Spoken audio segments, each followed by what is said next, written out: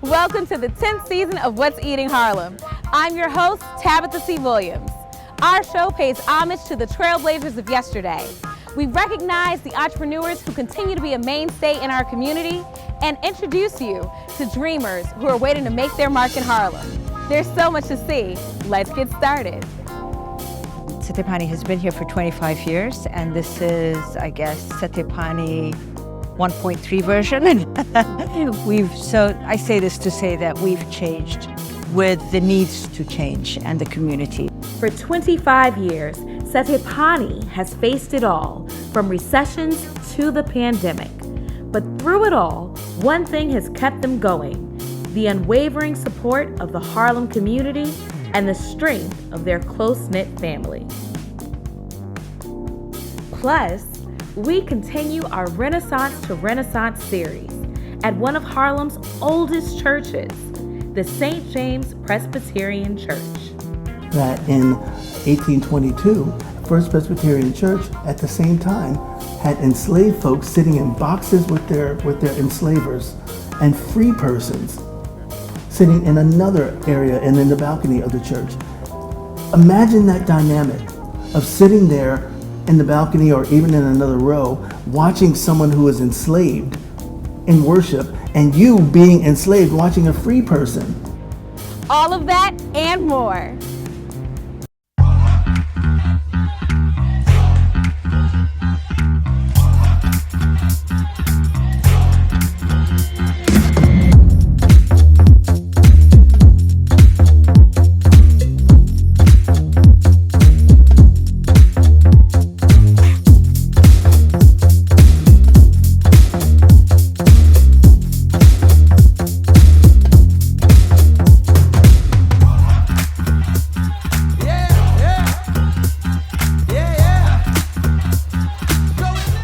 This program was made possible by the Harlem Community Development Corporation and by the West Harlem Development Corporation. Solutions through collaboration.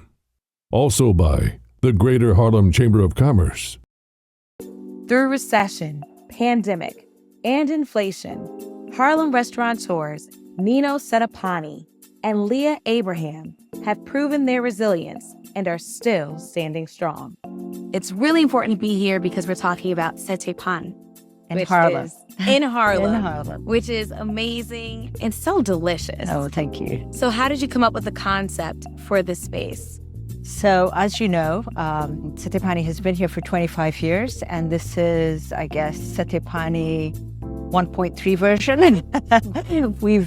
I say this to say that we've changed with the needs to change and the community. So, that's where we are. With all the changes, what has remained consistent and sure? So, you know, as we are bakers. We have a bakery in Brooklyn. We've been doing this for 33 years, a little over. And when we came here to Harlem, we noticed that we wanted to do the best bakery in Harlem, the best of what it was. And so that's what we went after. We wanted this to be our flagship. We had several other restaurants at that time. This was our flagship. Following that, then the recession happened. We changed the concept because people were no longer coming out to buy cappuccino or croissant. So the need was for a heartier meal. So we did sandwiches and salads. But the one thing that we maintained is our bakery. Our bakery is the engine of our business, and that we've maintained in some form or another in our business. Together, the family is navigating a rapidly changing industry with grace and determination. Let's talk about long stays and mainstays, because you mentioned the recession, but you've gone and have been tested through some times. I mean, the recession, the pandemic, you know, what really keeps you and fuels the business? So one thing about this location, and I grew up all over the world and chose to make Harlem home. I raised my children here. I love this community. I love what I do. And so this has been the one place that we held on to. And it hasn't been easy. It's been a challenge. With every wave, it's been a challenge. Doing business in New York City has become harder and harder as we've witnessed so many flagship restaurants have disappeared from New York City. It's not easy. Cost of doing business has gone up 40%. Imagine if I raised my food by 40%, I would immediately lose my custom client base. So, our profit margin is very, very slim. And I don't say this to complain, but the reality of doing business in Harlem, and we wonder why business is shut down, is because it's just that hard, but here we are, and this is what I do. It's familiar. It's the spot that I love. It's imagine entertaining every night. Some guests are nice, some not so nice, but they're guests. But I want to circle back to your point, just the increase in 40%, that seems astronomical. It is. Especially in a business. How do you really sit down and navigate your next steps? What does that conversation and that thought process look like? Yeah, it doesn't make sense anymore. I think a lot of businesses have gone away from having staff, so it's self-service, it's this, they've become creative with the way they run their business. I struggle with two things, and my biggest struggle is, as you know, Settepani is open all day. We open at 8 o'clock in the morning, we close at 11 o'clock at night. And I do this because life happens in the streets, and when you close the doors, then there's no life in the streets. We just make sure that the kitchen is ready with this in about 15 minutes. We first had Leah as a guest in our inaugural season, where her family was thriving as Harlem reemerged as a vibrant cultural hub. Back then, her children were young, but today, they've grown up and are making their mark on the family business. Thank God my children are now both helping in the business. And their way of thinking is very different than the way I think about business. For them, it's a bottom line. Social media is coming in. And I have to really thank them for helping me continue the legacy. To be quite honest, I never wanted them in the business because it is a tough business. It's a struggle. And unless you really love it, then it's something that you can easily run away from. But they've both somehow are drawn into it. And what this business has taught them that will serve them for life is hard work. Leah's daughter, Belina, a graduate of Culinary School, is now working alongside her father at their bustling Brooklyn bakery. Her son, Sayum, once a standout football captain at the University of Richmond, has also joined Team Settepani. I see how they really commit themselves and work really hard at whatever they do. And I think it's from having worked in this business. And I'm sure seeing the example from you and their father, it's quite, children emulate. Well, I have to tell you, we were going on vacation and we just needed a break. So we were going to the beach doing nothing. My kids were little. And they couldn't understand. They said, so what are we going to see? He said, nothing. We're just going to go and relax. And my son said, Mom, you don't have to sweep the sand off the beach. Because they don't know us laying down and relaxing. But, yeah. Now, it's time to savor the flavors of Settepani. Ooh la la. So this is our seasonal peach salad. Since peaches are in season. Close.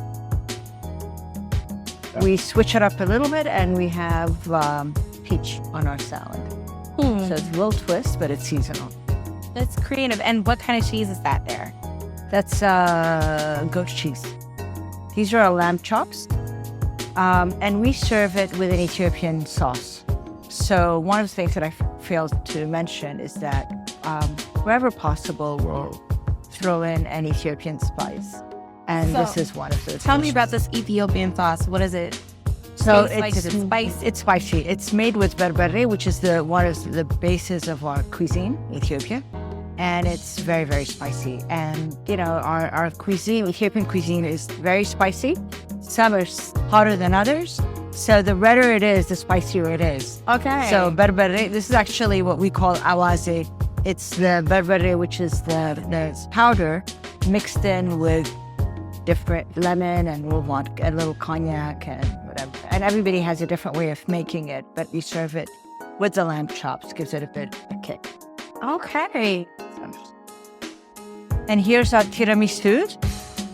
So can I just share that this is voted number 2 in New York City? On the dessert side, we're known for 2 things.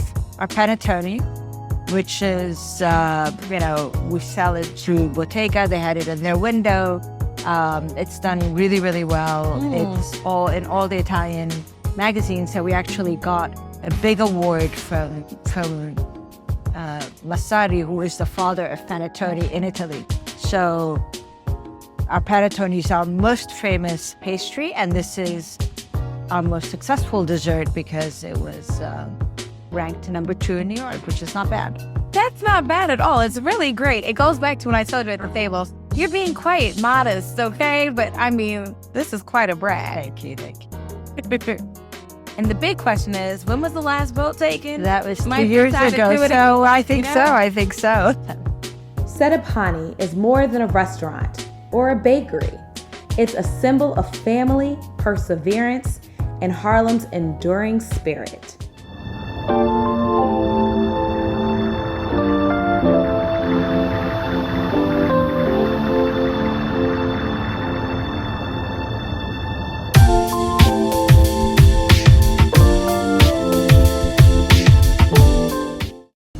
Let's stay connected. Visit our website, www.what'seatingharlem.com, and follow us on our social media pages on Instagram and Facebook at What's Eating Harlem. Come closer.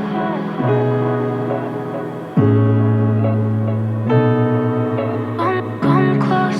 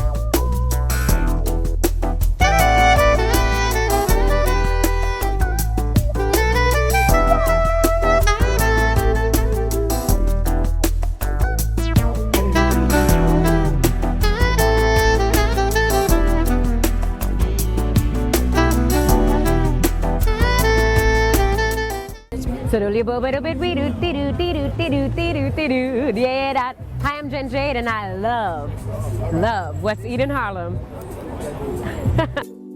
We're continuing our Renaissance to Renaissance series with the incomparable Miss Lana Turner and our special guest, the Reverend Dr. Derek McQueen, where we're standing in St. James Presbyterian Church, where he is the pastor in Harlem.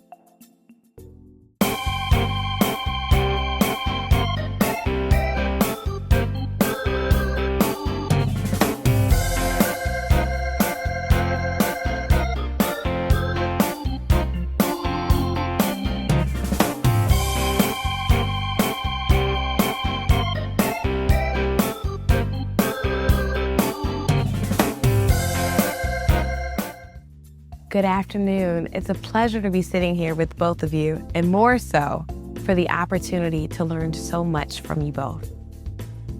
Ms. Turner, please tell us where we are and the historic significance of why we're here today. We are today at the St. James Presbyterian Church, which is on 141st Street, at the corner of 141st on St. Nicholas Avenue. The Presbyterian Church in New York City has had a long and storied history. Let's start talking about the church, but more so the role that the church played in bringing about community and really being the central focus for people. Was it always here? Did people migrate to get here? And more so, how did it consistently shape their lives, not just spiritually, but in all aspects? I think that what we should do is roll back our history of this particular church and its amazing and immense tentacles into what I believe is the fabric of our freedom. Shiloh Presbyterian Church was the first African American congregation in the city of New York. First Presbyterian congregation in the city of New York, and it was founded specifically as an abolitionist church by Samuel Cornish, who was an abolitionist outright, founded a newspaper and all these other things that were really speaking for the voice at that time. And when I speak about it being an abolitionist church, it wasn't just a destination. It was a place in which those who were formerly enslaved could come, find community of like-minded folk, and figure out what it meant to be in community and to be free. And that was the call of that church.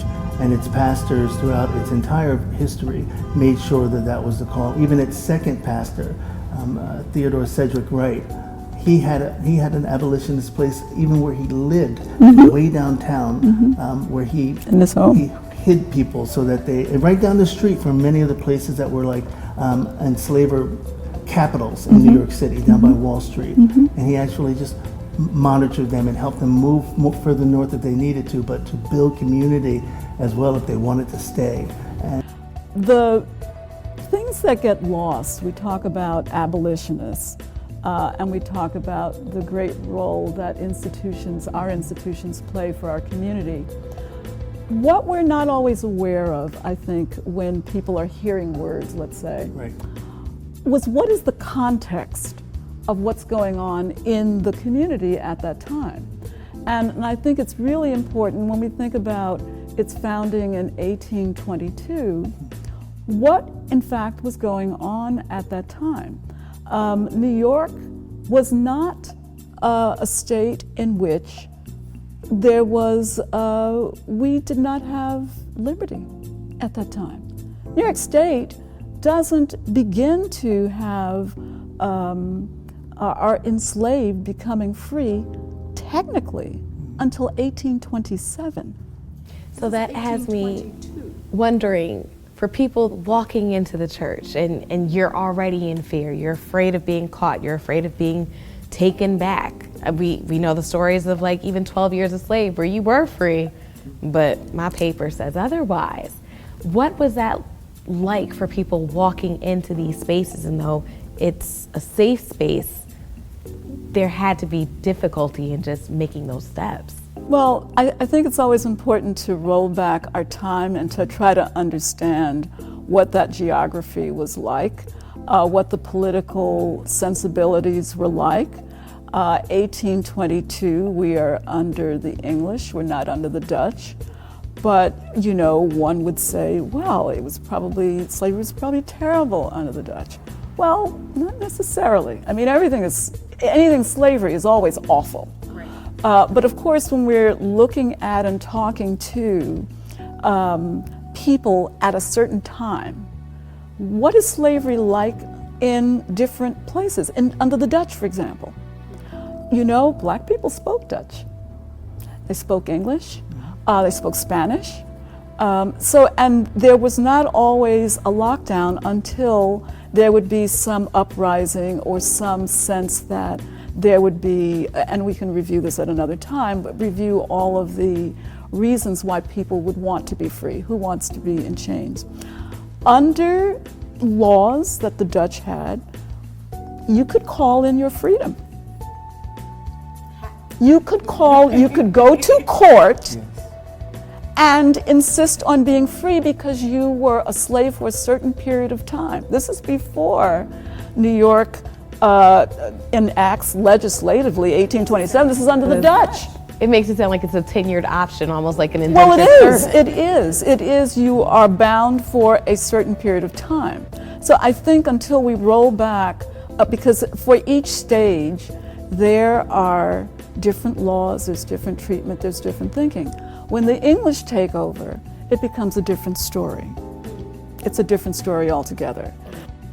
Reverend McQueen, Yes. when we think about 1822 or the period around that time, what are we thinking about New York and Black New Yorkers in particular? So many of the congregations, I'm going to say especially First Presbyterian Church of New York, which is the flagship church that's on 12th Street now, they were debating whether or not they would stand for emancipation or abolition. So within New York State, you had these factions that were very volatile and vehement about how they stood. And Presbyterian in the Presbytery, they were that volatile within. So even while in 1822 Samuel Cornish was able to establish Shiloh Presbyterian Church, there were those who didn't want that church to be formed, who were still fighting to keep slavery legal. So when you understand the dynamics in which he stood firm within this denomination, and which others, it shifted the politics of the denomination over a very long time. It took maybe about 30 years for the denomination to actually sort of figure out where it stood and how it would support our African American congregations. There were others, we were the only one in Manhattan, but then others popped up in places like Brooklyn, like Presbyterian churches popped up in Brooklyn, but they all still had to fight through this system of government that we have in the Presbyterian Church, which is, it usually takes about 30 years for any change to happen. But in the meantime, the pain and the suffering and the disrespect and the disregard that happens to folks who are trying to make a change is very real and very volatile. Right. And that happened in the founding of Shiloh Presbyterian. Can we dig a little deeper as to what that would look like? It would look like people everyone gathering from all of the churches in the Presbytery, and everyone gathering for your regular meeting and fighting it out and arguing on the floor why a church should be allowed and why a church should not be allowed, why people were viable, why people were not viable spiritually. Not viable spiritually. Yeah. You know what that means to a person who says, I have a right to be a human being, to tell them that you're not viable spiritually, and to have that argument go on? That's the kind of thing that we were talking about. I mentioned earlier that in 1822, First Presbyterian Church at the same time had enslaved folks sitting in boxes with their enslavers, and free persons sitting in another area and in the balcony of the church. Imagine that dynamic of sitting there in the balcony or even in another row, watching someone who is enslaved in worship, and you being enslaved watching a free person in worship. Imagine that dynamic. On one hand, there's inspiration, and on the other, there's outrage.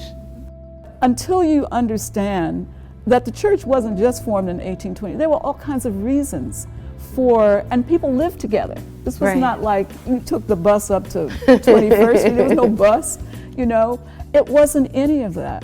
So, in thinking about what was happening in 1822 versus what happens in 1827, there had been moves for freedom in the New York State. But do you realize that New York State was only second to Charleston for the numbers of enslaved? You wouldn't think that at a certain time. Not at all. Of course not, because everybody's under this delusion about New York being this North, free. and North means freedom, and South is.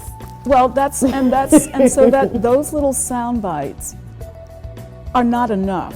Right. Because it really does not begin to address all of the historical issues that go with anything. All you're saying is that there wasn't a tree somebody was lynched on.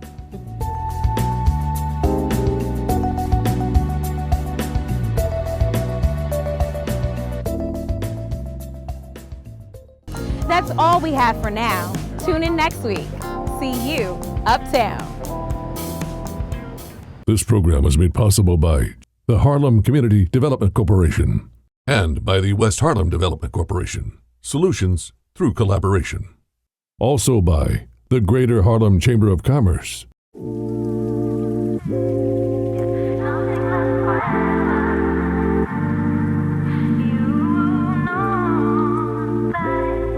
I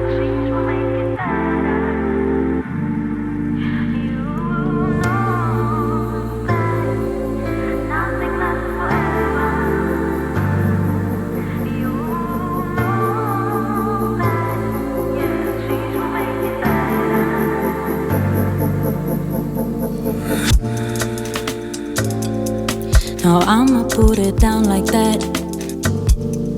I'm leaving, I ain't coming back. You don't like the way I act anyway. You really don't have to react. Don't try to change my mind, in fact. Honey, I've already packed all my stuff. We're no longer kids, let's move on. And you are not my kid, so I'm done. Please don't make me pull my gun. Sorry boy, I can't be the one. You